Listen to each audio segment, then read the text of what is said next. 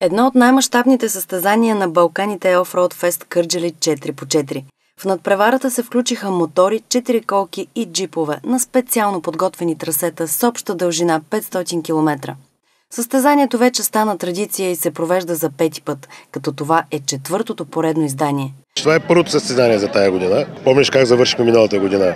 Си говорихме за пожелания и така нататък и така нататък. Някои от промените ги наложихме на това състезание. Тодор Христов винаги е бил първия, който прави състезанието за годината, откриването така наречено на сезона.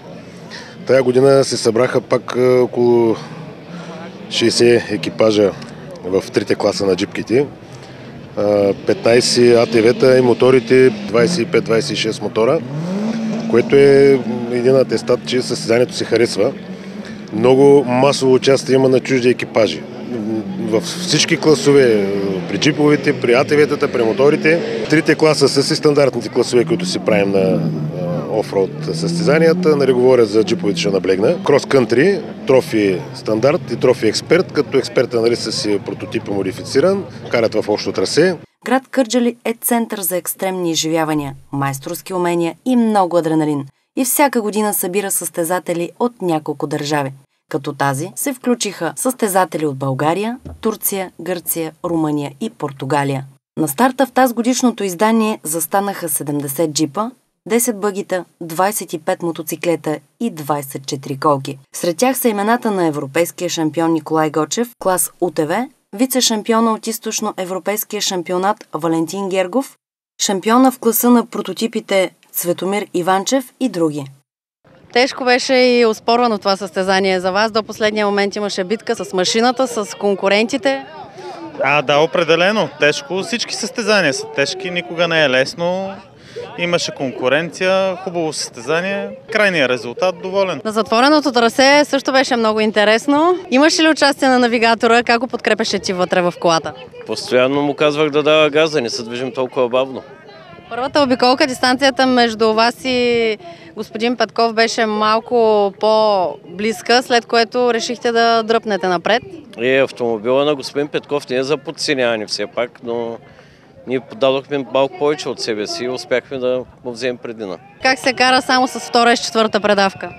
Лесно. Няма драма. Автомобилът е доста мощен и може да си го позволи. Състезанието е кръг от националния рали шампионат при АТВ машините и е кръг от Балканската офроуд купа 2017 година. Като на тържествена церемония на 3 март бяха наградени и победителите в Балканската офроуд купа за миналата година. 2 дни нелеко каране и много предизвикателства по трасетата за всички категории. Най-атрактивните моменти безспорно бяха на затвореното трасе пред очите на всички събрали се. Първи на трасето с дължина около 2 км излязоха мотоциклетистите, които завъртяха по 5 обиколки, разделени в 2 класа – хоби и експерт.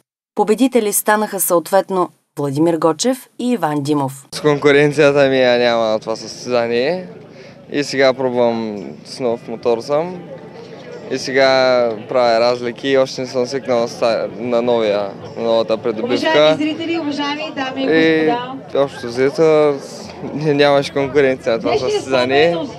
Затова се получи такава голяма разлика. При четириколките в клас хоби най-бърз бе гръцкия участник Макис Кариакидис. В клас експерт и 3 състезатели на подиума бяха от клуб 4x4 Adventure Троян. В най-атрактивната категория крос-кънтри рали сред състезателите от клас Т2 най-бърз бе екипажът Веселин Петков и Юрий Петков. Представим се много добре, макар че районът е малко обсебен от много камъни.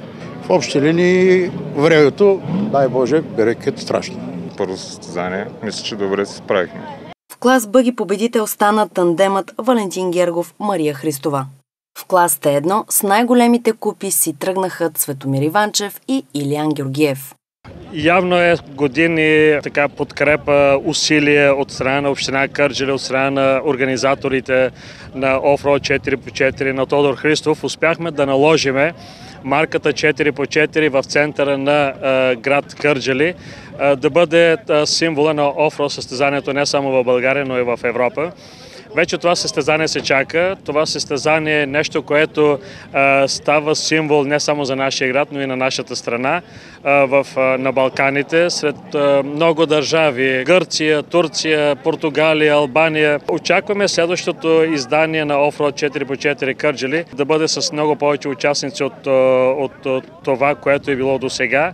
Подробен репортаж от първото за годината състезание тук около Кърджали. Очаквайте много скоро, единствено в предаването Автомото Хоби.